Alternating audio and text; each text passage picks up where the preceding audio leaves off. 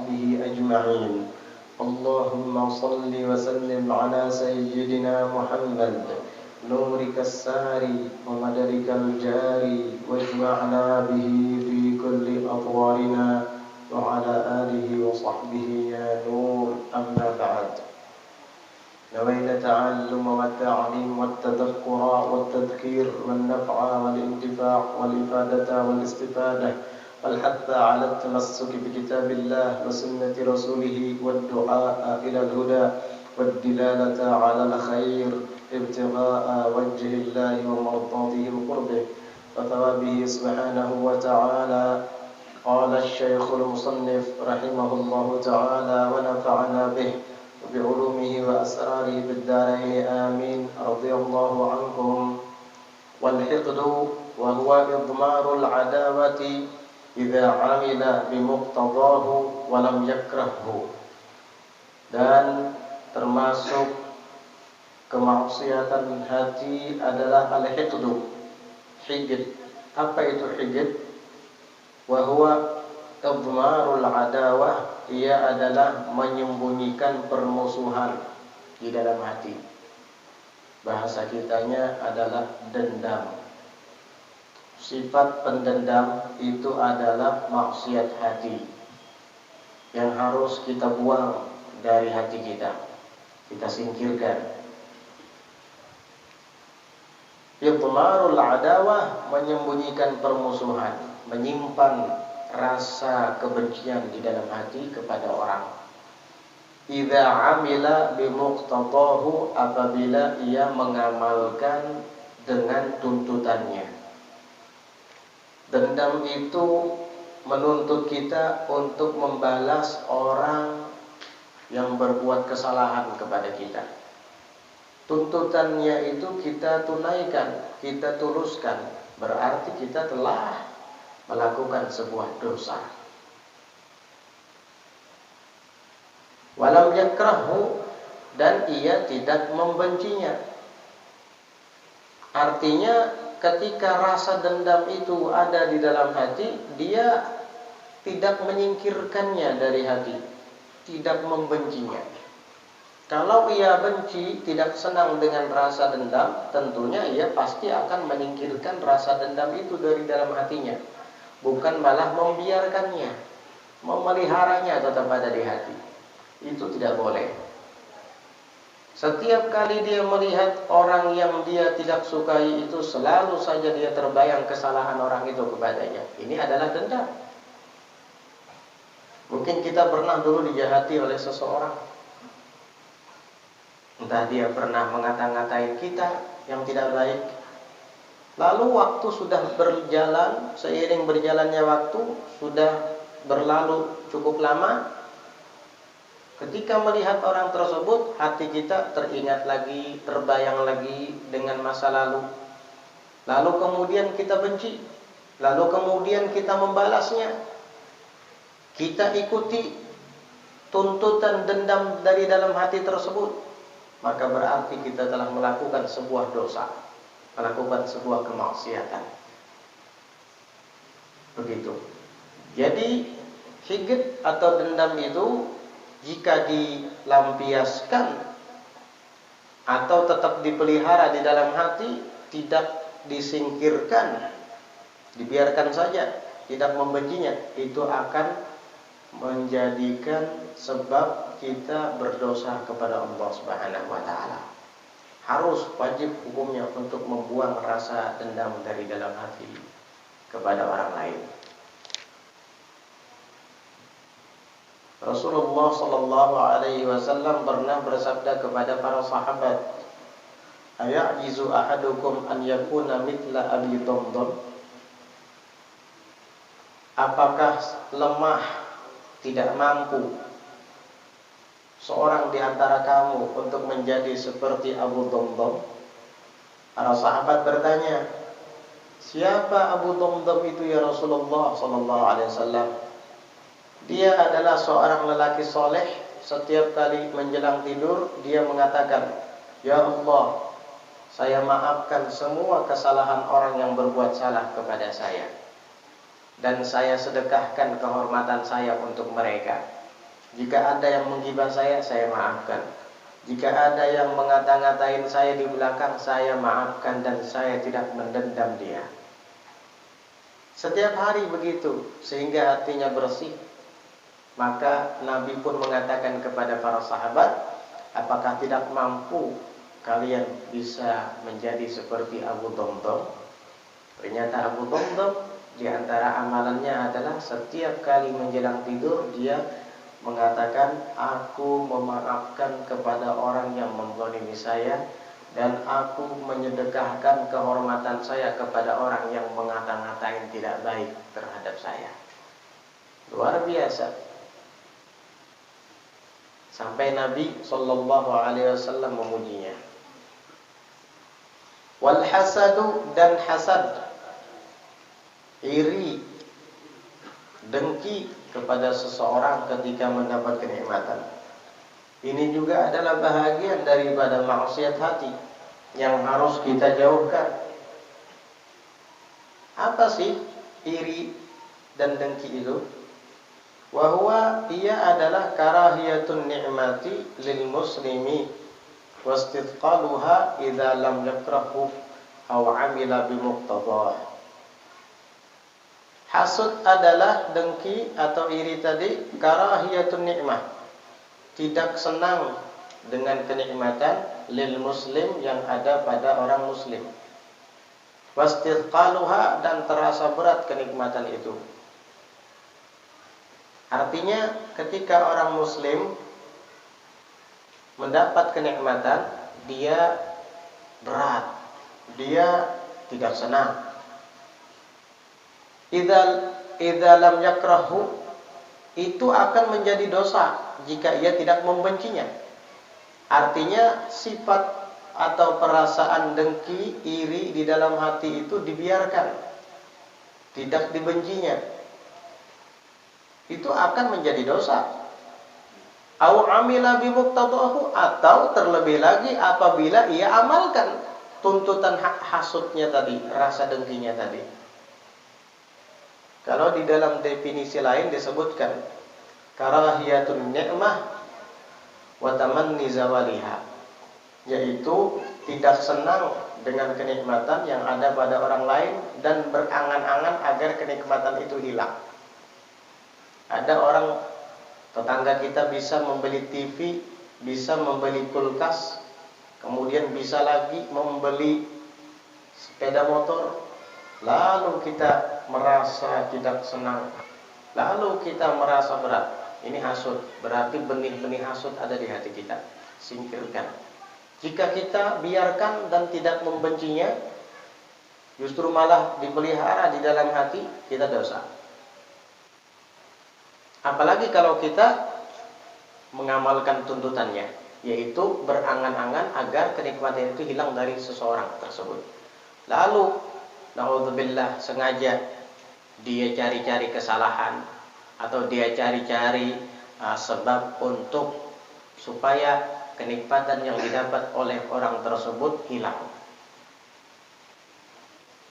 Atau setidaknya orang yang mendapat kenikmatan itu dipandang jelek oleh orang lain. Itu adalah tuntutan sifat dengki, sifat iri dari dalam hati. Lalu kemudian mengada-ngada isu yang tidak benar. Tahu enggak si fulan itu bisa membeli kulkas, paling seminggu beli TV sama mesin cuci lagi. Seminggu berikutnya beli sepeda motor. Enggak lama beli mobil lagi. Saya yakin tuh pasti miara setan gundul. Pasti miara tuyul itu, pesugihan itu. Nah, ini karena bawaan rasa iri, dengki di dalam hati. Hati-hati, nggak boleh seperti itu. Ini namanya mengamalkan tuntutan rasa dengki di dalam hati. Bahaya. Waqad warada, sungguh telah datang hadis riwayat, annal hasada yakulul hasanati kama ta'kulun narul hatab. Sesungguhnya perasaan iri dengki itu dapat memakan habis al-hasanat, kebaikan-kebaikan seseorang, Kama ya'kulun narul hataba, sebagaimana kama ta'kulun narul hataba, sebagaimana api membakar kayu bakar. Dulu waktu masih belum ada kompor gas, belum ada kompor, kita masak pakai kayu bakar. Setelah kayu bakar itu digunakan untuk memasak masakan, maka jikalau sudah lama, dia akan menjadi abu. Jadi arang, jadi abu, habis. Kalau sudah jadi abu, datang hujan, dibawa arus, dibawa air, hilang. Atau diterpa angin yang kuat, hilang, nggak tersisa lagi. Makanya abu itu akan hilang dibawa larut oleh air dan akan hilang diterpa oleh angin. Begitu juga amal perbuatan seseorang, jika di dalam hatinya terdapat iri, dengki kepada orang lain, tidak senang ketika orang lain mendapat kenikmatan. Baik kenikmatan duniawi, apalagi kenikmatan ukhrawi, akhirat. Ada orang ahli ibadat, ada orang alim melebihinya dalam pengetahuan dari segi keagamaan, lalu dengki, lalu hasud. Na'udzubillah. Kamu sholat, kamu puasa, kamu bersedekah, semua pahala sholat, puasa dan sedekahmu habis dimakan oleh sifat hasud yang kamu piara dalam hatimu itu. Buang jauh-jauh rasa dengki itu, karena dia pasti mengajak kepada perbuatan yang tidak baik. Sama-sama pedagang, berdekatan, kebetulan yang dijual juga sama lagi, sama-sama jualan sembako. Yang satunya lebih laku daripada dia, lalu tidak senang, lalu hatinya dengki. Pasti nanti dorongan dengki yang ada di dalam hatinya itu mengajaknya untuk melakukan hal-hal yang tidak baik. Datang ke dukun, mencari pembenci, mencari kain kafan mayat, kapas mayat, diandap di jualan orang. Supaya apa ya? Supaya orang tidak senang lagi. Yaitu tadi, karahiyatun ni'mah lil ghair wa tamanni zawaliha. Tidak senang orang lain mendapat kenikmatan dan berangan-angan agar kenikmatan itu hilang. Tidak senang melihat dagangan orang laris. Tidak senang dan ingin supaya kenikmatan orang tersebut hilang, supaya dagangannya tidak laris lagi, tidak laku lagi. Na'udzubillah. Kamu sholat, kamu puasa, kamu bersedekah, ngasih makan anak yatim, hangus pahalanya, nggak ada lagi. Sama seperti api membakar kayu bakar. Apa yang tersisa? Abu. Diterpa angin, hilang. Dibawa larut oleh air, habis. Begitu juga hasud. Makanya jangan dipiara di dalam hati kita. Disebutkan di dalam kitab Bahjatun Nazirin, qad yahsulu lil hasidi khamsu uqubat. Terkadang ada bagi orang yang dengki itu 5 hukuman. 5 hukuman ini akan menimpa orang yang dengki, orang yang iri. 1, ghammun la yanqati', kesusahan yang tidak pernah putus. Ya, melihat tetangganya bisa membeli ini, bisa membeli itu, mereka tetangganya senang, dia benci, tidak senang. Bahasa kasarnya, orang senangnya dia yang botak. Kenapa? Memikirkan orang. Mestinya kita senang ketika melihat saudara kita senang, begitu. Bukan malah susah ketika melihat orang senang. Alhamdulillah, dia bisa beli mobil walaupun saya tidak bisa membelinya. Alhamdulillah, semoga Allah tambahkan kenikmatannya. Begitu harusnya. Jadi di antara obat untuk menghilangkan rasa dengki, iri dari dalam hati adalah mendoakan mahsud, orang yang didengki itu, orang yang diiri. Doakan. Ketika kita melihat ada orang mendapatkan hadiah atau pemberian berharga, sementara kita tidak mendapatkannya, lalu hati kita tidak senang, lawan. Karena itu berasal dari nafsu. Nafsu itu harus dilawan. Kamu tidak senang melihat orang dapat kenikmatan ya? Nih saya doakan dia. Mudah-mudahan nikmat yang dia dapat itu ditambahkan lagi sama Allah. Begitu. Biar kapok hati kita yang penuh dengan nafsu tadi. Ya. Nanti malaikat akan jawab, walaka mithlu au laka mathalun bimathalin. Kamu berhak mendapat kenikmatan seperti dia. Amin, kata malaikat. Kita mendoakan dia, itu doa dari lidah kita. Tapi balasannya malaikat yang mendoakan kita. Jadi doa kebaikan untuk orang itu sebenarnya mendoakan kita sendiri. Bahkan yang mendoakan kita malaikat lagi. Kalau dia kan kita yang mendoakan. Doa kita antara dikabulkan dan ditolak. Tapi balasannya malaikat yang mendoakan kita. Dan kita yakin doa malaikat tidak mungkin ditolak. Hamba-hamba Allah yang mulia, yang selalu melaksanakan perintah Allah dan tidak mau melanggarnya. Jadi hukuman pertama bagi orang yang dengki, iri adalah ghammun la yanqati'. Kesusahan, kesedihan yang tidak akan pernah putus. Yang kedua, wa musibatun la yu'jaru 'alaiha. Dia mendapat sebuah musibah yang tidak ada pahalanya, yang ada malah dosa. Kan ketika kamu kesusahan, musibah kan? Musibah itu dikatakan musibah atau bencana karena dia menyusahkan hati. Setiap yang membuat kita susah, musibah itu. Kamu ketika melihat orang mendapat kenikmatan, lalu kamu susah, berarti kamu musibah, dapat musibah. Tetapi tidak ada pahalanya. Biasanya kalau musibah itu menimpa seseorang dan orang itu bersabar, dia dapat pahala. Tapi musibah berupa rasa iri dengki ini sama sekali nggak ada pahalanya, malah dosa. Ini yang kedua. Yang ketiga, wa madzammatun la yuhmadu biha. Dan dia akan mendapat celaan yang tidak ada pujian sama sekali di baliknya. Orang yang suka iri, orang yang suka dengki dicela sama orang banyak, nggak disenangi. Setiap kali ada orang memuji fulan, Masya Allah fulan tuh begini. Ikam nggak ada tahu benar ya. Aku tahu sih anu tuh. Pokoknya di matanya semua orang jelek. Yang ini lagi membicarakan, Masya Allah si anu dermawan. Dermawan apa? Masya Allah, semua orang jelek di matanya. Inilah ciri orang yang mendengki. Enggak bagus. Pokoknya dihapaknya seberataan. Inya aja yang paling hebat seolah-olah.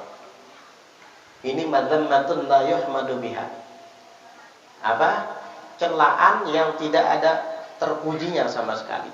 Orang tidak akan senang sama orang seperti ini. Wa yaghdabu alaihi rabbu.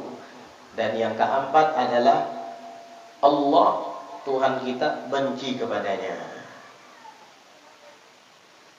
Terus yang kelima apa lagi? Dan yang kelima, wa yughlaqu alaihi abwabut taufiq. Dan akan ditutup, dikunci, digembok atasnya pintu-pintu taufik. Orang ini tidak akan mendapat taufik dari Allah. Alhamdulillah. Padahal taufik itu yang kita harapkan. Taufik itu yang diharapkan oleh para nabi dan rasul. Taufik itu yang diharapkan oleh para aulia dan salihin. Sehingga taufik itu di dalam Al-Quran hanya sekali disebut. Wa ma taufiqi illa billah. Dari saking langkanya taufik, maka hanya satu kali disebut dalam Al-Quran. Wa ma taufiqi illa billah. Dan tidak ada taufik bagi saya melainkan dengan pertolongan Allah. Apa sih taufik itu? Taufik itu adalah khalqu qudratit ta'ah. Menciptakan kemampuan kepada seseorang untuk berbuat taat. Yang saat ini dapat taufik dari Allah. Malam ini pian sekarang, malam ini juga dapat taufik dari Allah. Kenapa? Karena pian mampu hadir ke majelis. Dan majelis ini adalah wujud ketaatan kita kepadanya. Siapa yang malam ini memberikan taufik kepada kita? Allah. Sehingga kita mampu melangkahkan kaki untuk berhadir di sini. Orang yang dengki dan punya rasa hasud di dalam hatinya tidak akan mendapatkan taufik dari Allah. Sehingga perbuatannya selalu tidak baik. Karena pintu taufik ditutup untuknya, digembok untuknya. Alhamdulillah. Orang minta hidayah, tapi kalau dia mendapat hidayah namun tidak diberi taufik sama Allah, sia-sia. Betapa banyak orang yang berkeinginan untuk taubat dari dosa-dosanya.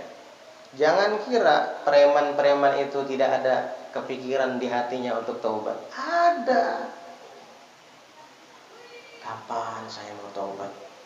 Hari-hari begini terus, jauh dari Allah, jauh dari Rasulullah. Gak ada perbekalan sama sekali untuk menghadapi kubur dan hari akhir.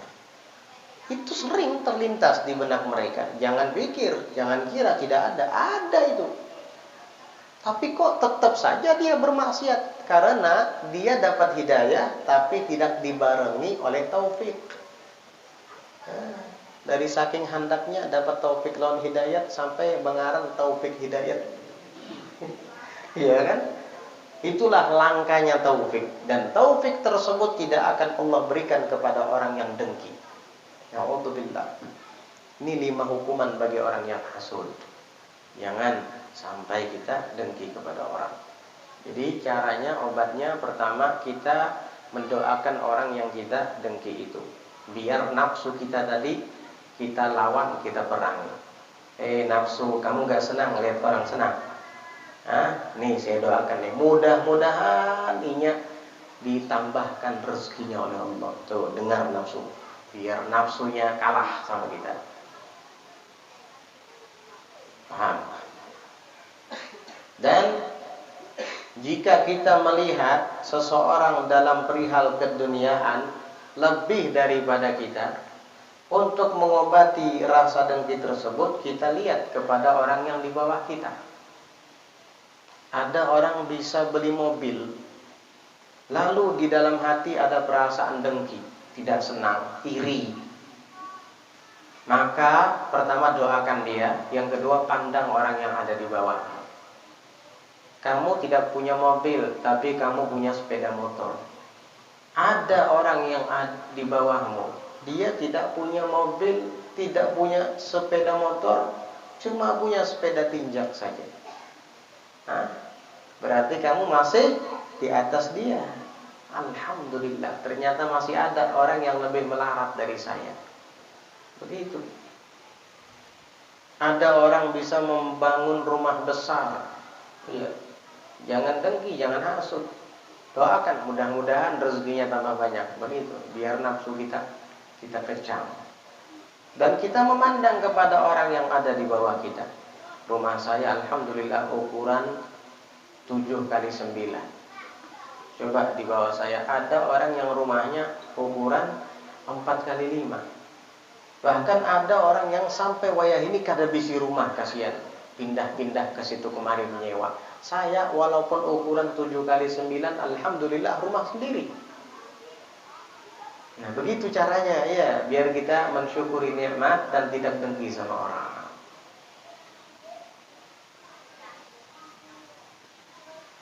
Wal mannu bis sadaqati, dan mengungkit-ungkit sedekah. Itu juga termasuk maksiat yang ada di dalam hati. Buang jauh-jauh. Apabila kita sudah bersedekah, maka lupakanlah, jangan diungkit-ungkit.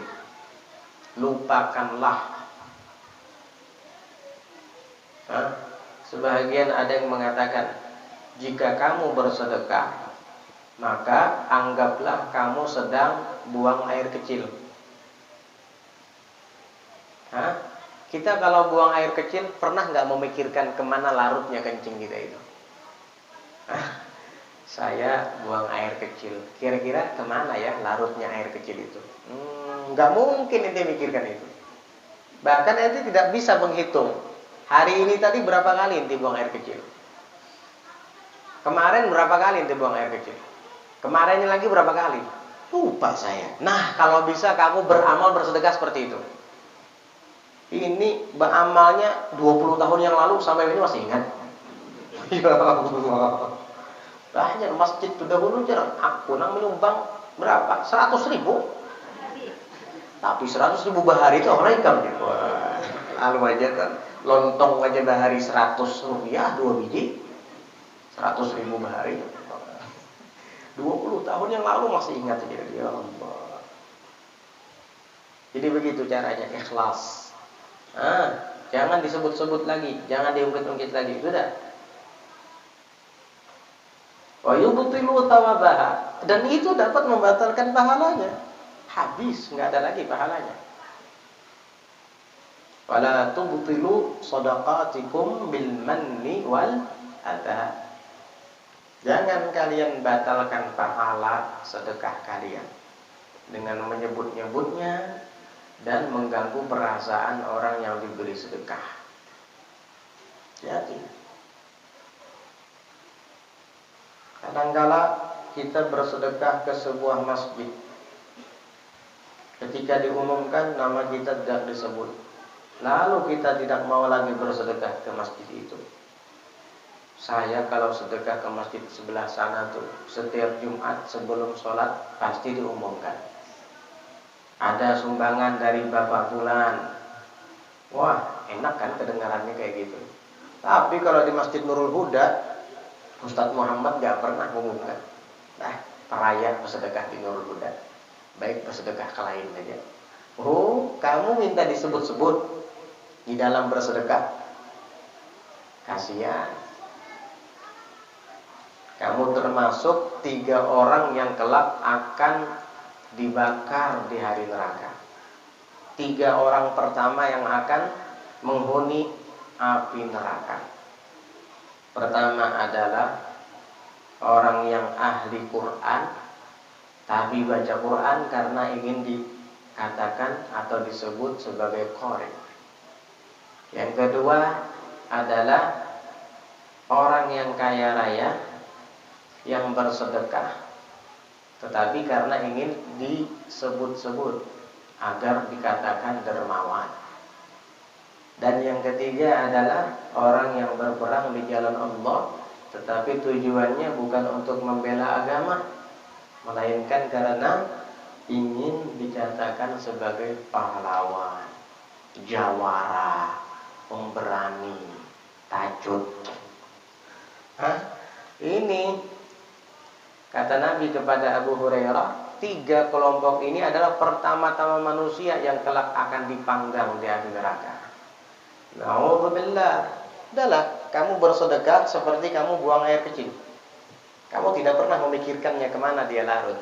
Dan kamu tidak pernah menghitungnya berapa kali kamu buang air kecil dalam sehari. Lupa. Hari ini aja kalau ditanya berapa kali dibuang air kecil, lupa. Ya, yang pertama bangun guring. Nah itu ingat lagi lupa itu. Begitu semestinya kita kalau bersedekah. Usah. Wal israru 'ala dzanbi, dan israr. Apa itu israr? Yakni terus-menerus 'ala dzanbi, atas melakukan dosa. Israr itu mudawamah, terus-menerus dia melakukan dosa. Alhamdulillah.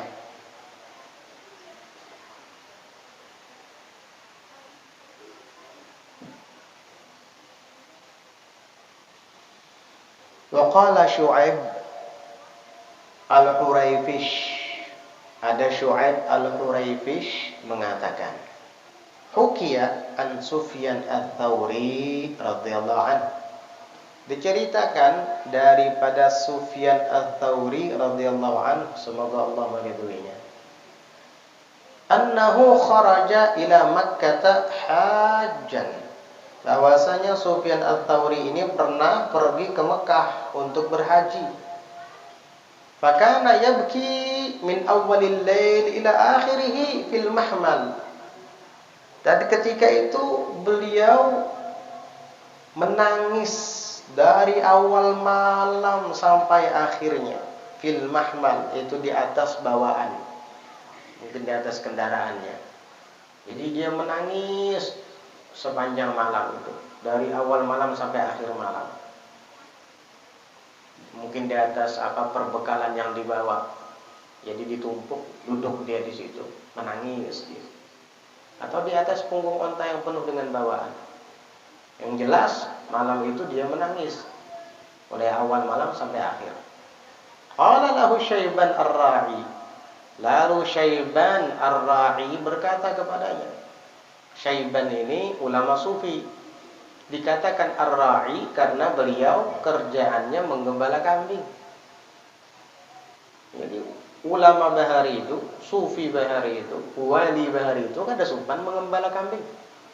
Bisa aja penggembala kambing itu wali. Nih Syaiban ar-Ra'i. Apa kata Syaiban kepada Sufyan al-Thawri? Ya Sufyan, lima buka'uk. Sebab apa kamu menangis? Apa sebabnya wahai Sufyan? In kana li ajlil ma'siyati fala ta'si. Kalau kamu menangis karena banyak maksiat, jangan bermaksiat lagi. Faqala Sufyan, maka Sufyan menjawab, amma dzunubu fala khatarat bi bali qattu. Saghiruha wala kabiruha. Adapun dosa wahai Syaiban, kata Sufyan, maka tidak pernah terlintas di benakku sama sekali. Baik itu dosa kecil, apalagi dosa besar. Itu tidak pernah terlintas di benak saya. Walaysa bukai ya Syaiban min ajlil ma'siyah. Tentunya tangisku ini wahai Syaiban bukan karena maksiat. Karena hatiku tidak pernah berkeinginan untuk melakukan dosa. Orang dulu begitu. Bahkan Al-Imam Abdullah bin Muslim bin Thahir mengatakan, ma hamamtu an af'ala makruhan qat. Sama sekali tidak ada keinginan di hatiku untuk melakukan yang makruh. Yang makruh saja kadang tidak ada terlintas di hati mereka, apalagi yang haram. Jadi aku menangis bukan karena maksiat, walakin min khaufil khatimah. Walakin min khaufil khatimah. Tetapi saya menangis, kata Sufyan al-Thawri, karena takut daripada kesudahan hidup saya. Saya tidak tahu apa yang terjadi nantinya setelah saya mengalami sakaratul maut. Itu yang saya tangisi. Itu yang saya takutkan wahai Syaiban. Innamal a'mal bi khawatimiha. Amal kita ini diukur nanti di akhir, di finish dari kehidupan, bukan dari sekarang. Orang bisa saja di awal hidupnya jadi wali, di pertengahannya jadi wali, di akhir hidupnya jadi setan. Na'udzubillah. Sebaliknya ada juga orang di awal hidupnya ahli maksiat, sampai pertengahan hidupnya begitu. Di akhir hayat jadi wali. Ini yang aku tangisi, kata Sufyan al-Thawri. Lalu beliau bercerita, bi anni ra'aitu syaikhan kabiran. Karena sesungguhnya saya pernah melihat seorang syekh besar. Katabna anhul ilma. Bahkan saya pernah mencatat ilmu dari beliau. Wa 'allaman nasa arba'ina sanatan.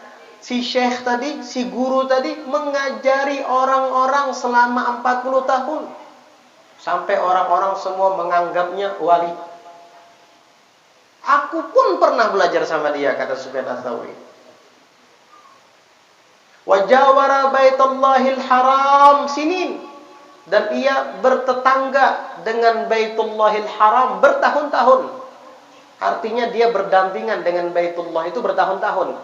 Maksudnya dia sering rajin iktikaf di Masjidil Haram dekat Baitullah. Kalah kita dengan syekh ini. Gak ada apa-apanya kita. Ulun dulu yang jelas. Gak ada apa-apanya. 40 tahun dia ngajar. Bertahun-tahun dekat Ka'bah duduk. Sufyan Ats-Tsauri aja mencatat ilmu dari dia. Wa kana yaltamisu barakatahu wa kana yultamasu barakatuhu wa yusqa bihil ghair. Si Syekh guru besar tadi, yultamasu barakatuh, keberkahannya dicari-cari orang. Seberataan hendak minta berkat lawan sidin. Wa yusqa bihil ghaith, dengan berkat sidin kadangkala hujan turun, berkeramat bisa menurunkan hujan. Falamma mata, maka ketika meninggal dunia, tahawwala wajhuhu 'anil qiblah, tiba-tiba wajahnya ini berbalik dari arah kiblat.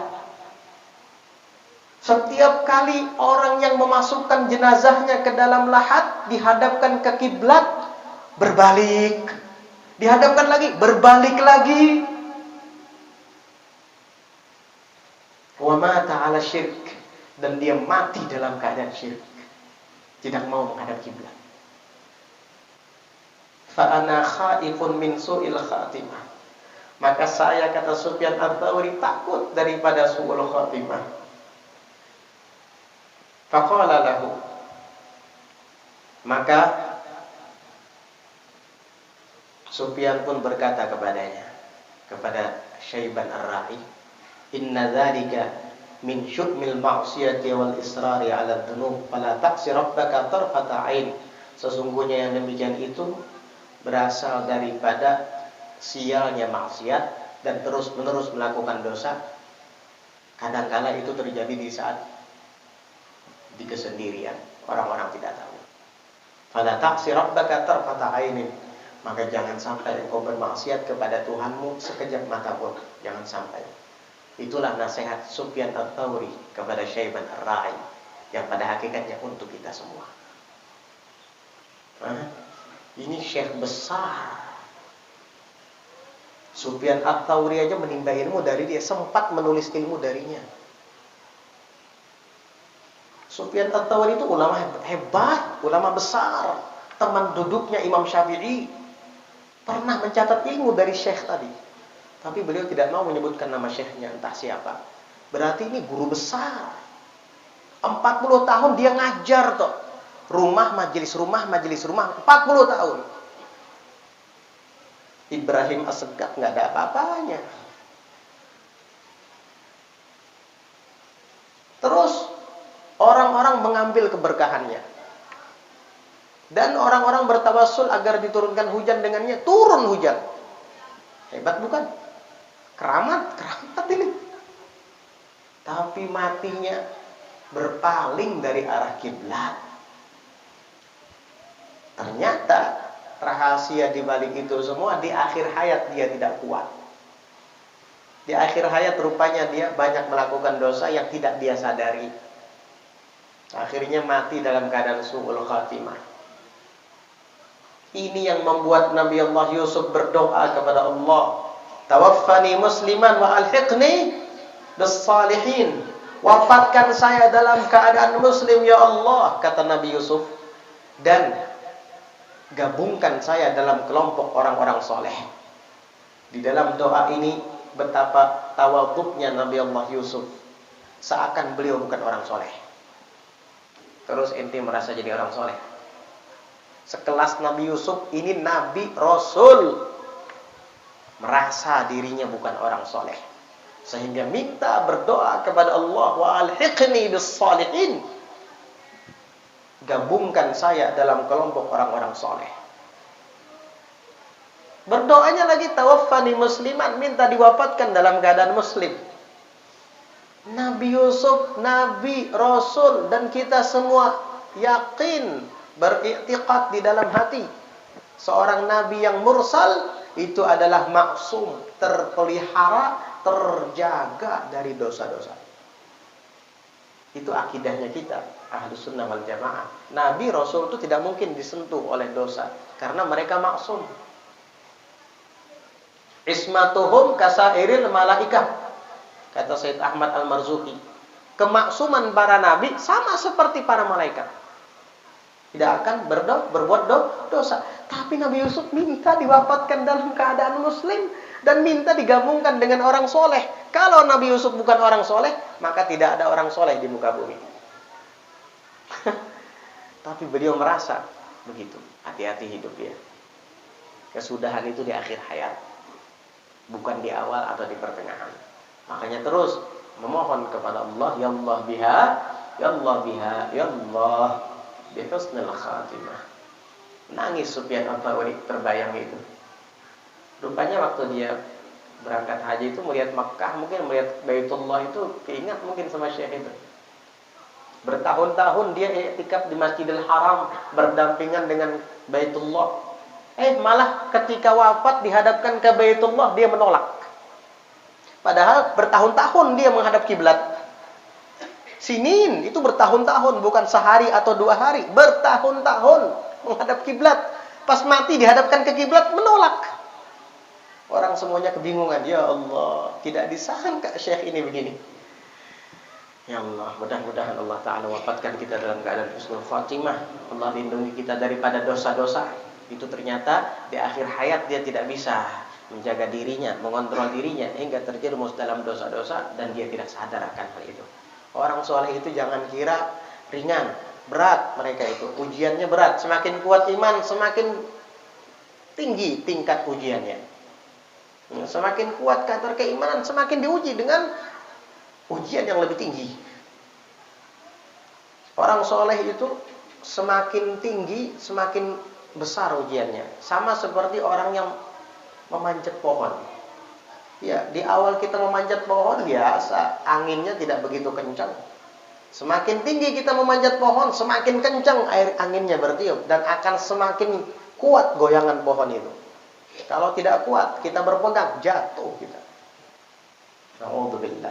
Makanya kita selalu berdoa, mudah-mudahan Allah hidupkan kita dalam keadaan saleh dan mematikan kita dalam keadaan mukmin muslim. Husnul khatimah. Amin. Allahumma amin. Wa su'udhanni billah wa bi ibadillah wallahu a'lam bis-shawab. Insyaallah kita lanjutkan nanti tentang maksiat berikutnya, maksiat hati, yaitu berburuk sangka kepada Allah dan kepada hamba-hamba Allah. Mudah-mudahan Allah bersihkan hati kita, Allah peliharakan batin kita daripada rasa dendam, daripada dengki, dan daripada melakukan dosa-dosa, yaitu keinginan untuk melakukan dosa-dosa secara terus-menerus. Mudah-mudahan Allah peliharakan hati kita, Allah jagakan batin kita, Allah selamatkan kita, orang tua kita, anak kita, kerabat keluarga kita, sahabat kita, dan orang-orang yang kita cintai selamatkan di dunia dan di akhirat. Amin. Allahumma amin. Ala hadhihi niyyah wa ala kulli niyyatin salihatin jami'atin syamilah li khairatid dunya wal akhirah wa ila hadratin nabi Muhammadin sallallahu alaihi wa ala alihi wa sahbihi wasallam. Al-Fatihah.